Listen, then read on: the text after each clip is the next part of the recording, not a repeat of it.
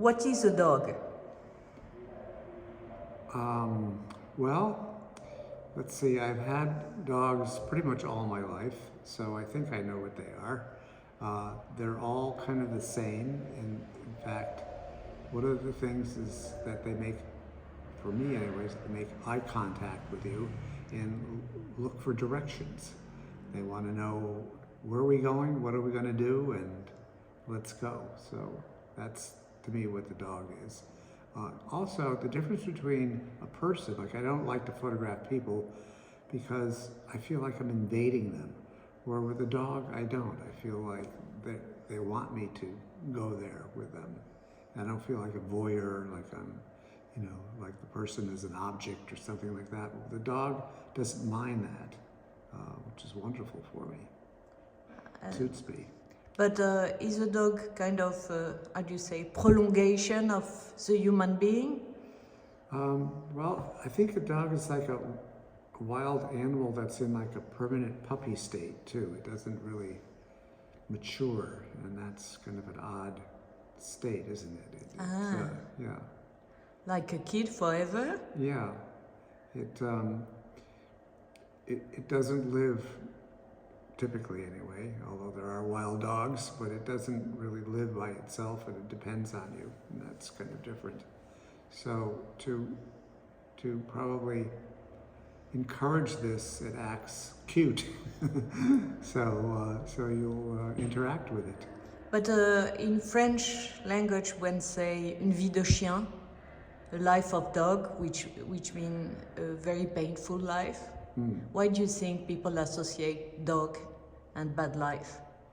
I don't. So I don't know. But dog life is a good life? Yes. Mine are. They don't live long enough though, do they? Yeah. But and also when I see your work, I think about in 18th century, painters used monkeys as human beings. Are you using dogs as monkey in 18th century? No, I never anthropomorphized my dogs until I made them tall, and then it became, oh, okay, so this is more like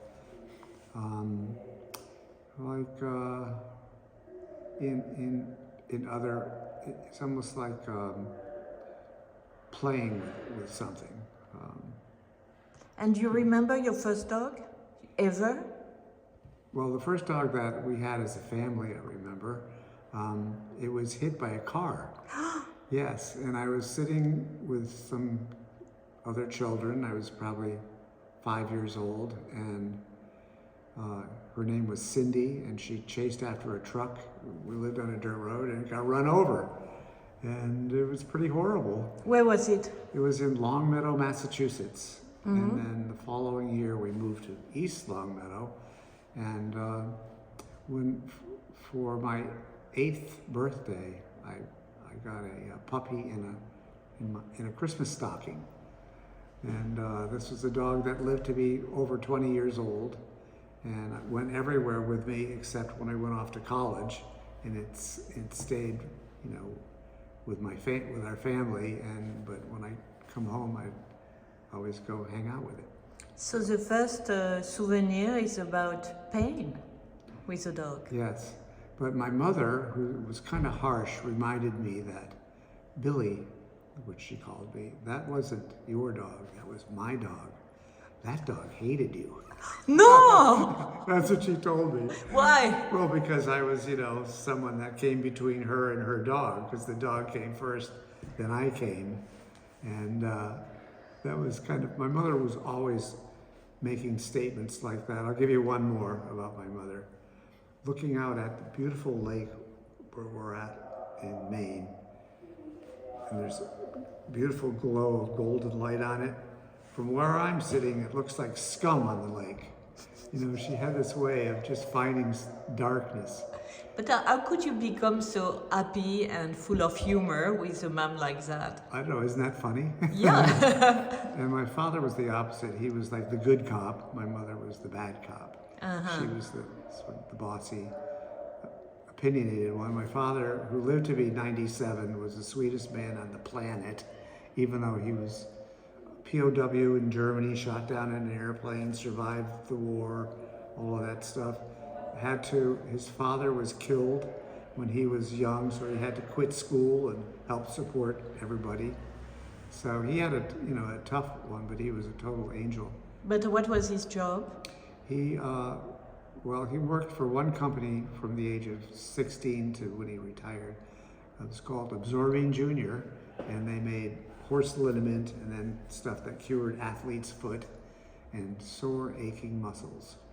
And so how did you decide to become an artist? How could that happen? I was always drawing pictures, and I was always had my work since kindergarten pinned up and put on the board. So I was really good at it. And then in high school, I needed good grades to get into college, so I took art. And my art teacher said, you should go to art school. I applied to one school. Where was it? It was in Boston, and I went to art school in Boston. And then my eyes just opened up. And in fact, it's interesting to notice that you were in LA with some conceptual artists around you. How was it, this period? When was it? I loved LA artists. I really liked this artist, Alan Rupersberg, who was my age, and he was really well known, very, very, very strong following in LA. When was it? It was in 1970. Yes. Right. I taught in Wisconsin for 3 years after grad school in Illinois, and then I didn't get rehired there. It was just a 1-year position, so I could either move to New York or LA. I thought LA would be easier, and en route I got a part-time teaching job, so that lasted for a year. But then I didn't get rehired again, and then I moved to New York 3 years later. And Baldessari too, no?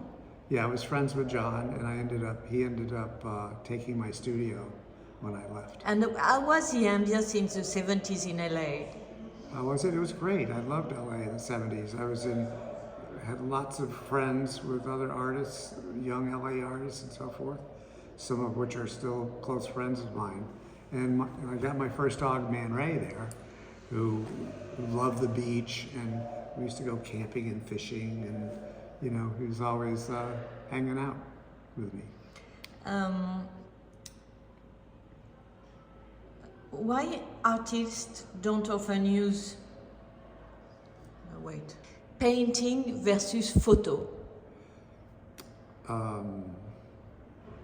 Yeah, well, painting takes a while. Photo is a 60th of a second.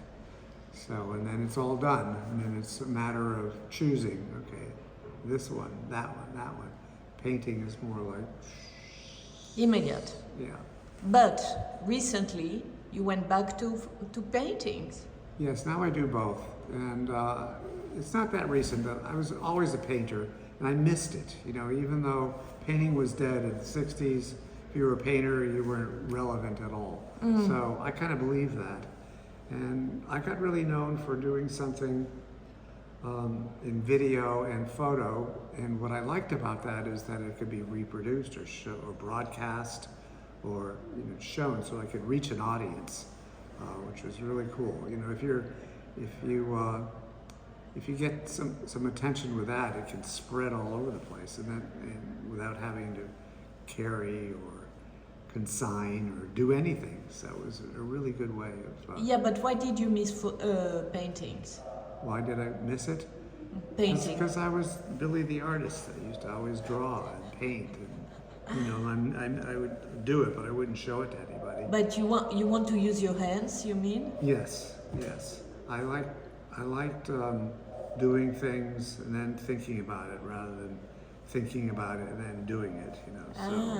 So although with the photo work, with the video, it was always just put the camera on, look at it, and then go from whatever. With photo, it's more like make a little sketch, set the thing up, shoot it, print it, show it, sell it. But what do you want to do with paintings? What's your aim? I felt very guilty about doing it at first, but Ah bon? Yeah, Why? like, because it was so dead, you know. And then other people started, like Julian Schnabel, and other people were doing it. And, oh, Wegman is trying to be like that. So I felt like I was, anyway, I got over worrying about it and just did it. And fortunately, one of my art dealers, Holly Solomon, loved my paintings. And When was it? in 1985, 1986. So in the mid-'80s, she would show them, and there would be critics that would come. One critic from the New York Times said, looking at my work, said, I wouldn't be here unless it was you, you know, because you were like a famous photographer, video artist. These paintings don't warrant me writing about them. They're not that good. That's the way I interpreted it.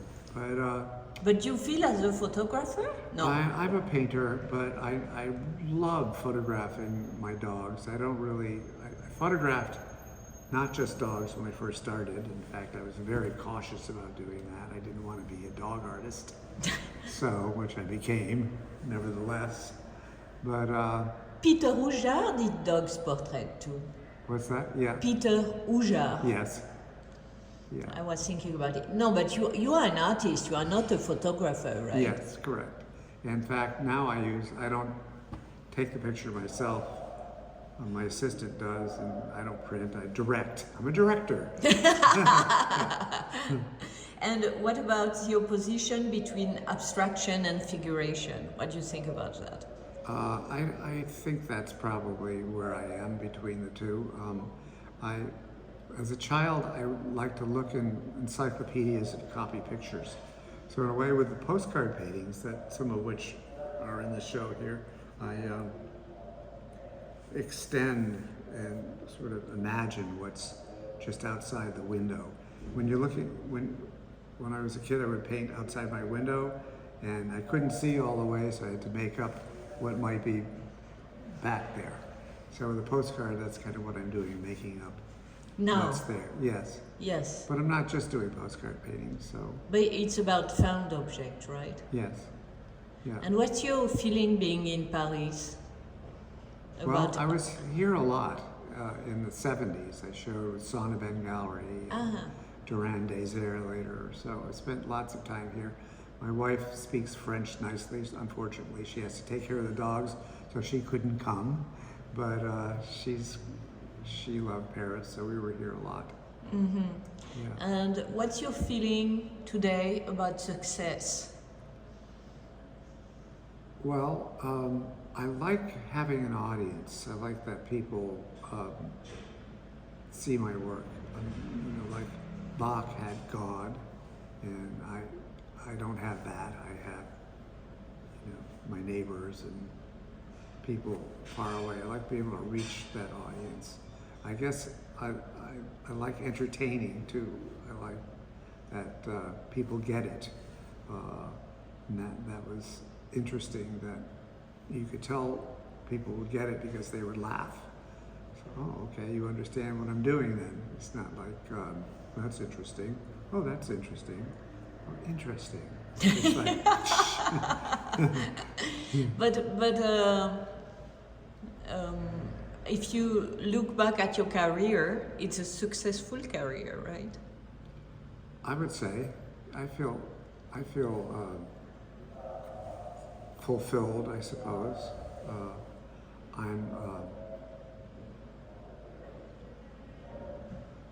I still get perplexed about what might be ahead or whatever, but mostly I'm just sort of on a track. And fortunately, in this show in particular, I like that it picks up all the different threads and sort of makes sense out of all the little spotty things I've done since 1968 or so. Really. It's very articulate. Yeah. It would deserve a catalog, I think. That would be great. I recently have a book published called Writing by Artist, and that, in a way, is very similar. It doesn't cover paintings and all the other things, but it covers all of the things that I've done from the late 60s to yesterday. And why do you think humor is something very rare in the art today? And I don't really like other people's humor in art. I only like my own. Yeah, I don't like, yeah, it's, although, you know, I was fortunate enough to meet Alfred Brendel, the pianist. Yes. And he talked about Haydn, you know, being like a humor in music. But, you know, when I listen to Haydn, I know that it's funny, but I don't really laugh, or I don't really get the humor that Alfred Brendel does, because he studied and knows music, and I just listen to music and love it, but I don't really. But why do you think other people don't work on the idea of humor in art? I think that because art's supposed to be serious and ennobling and grand and but not be profound and. Not since Duchamp. Yeah. No?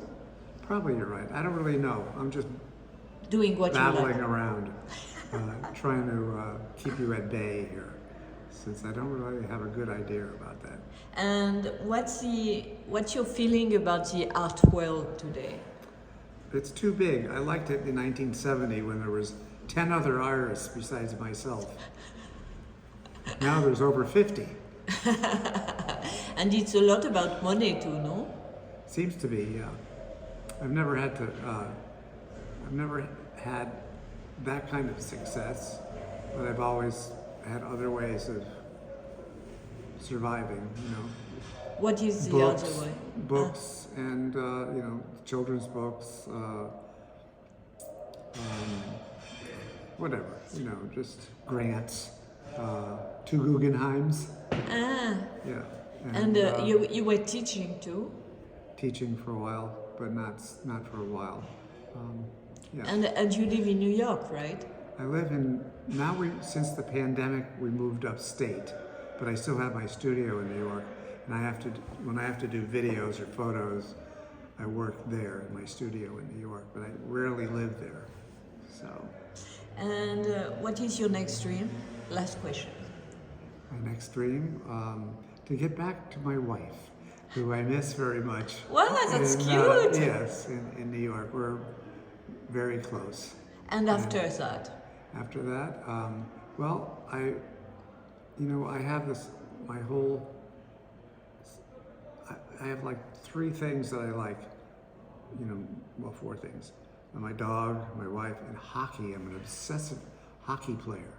So I've been playing in an over 60 league in upstate New York, and I'm obsessed with that. So I play twice a week with some guys slightly younger than me, but not 20. And I also play with my son in New York City when I go there, who's only 28. You know, he's a player. Merci beaucoup. Thank you.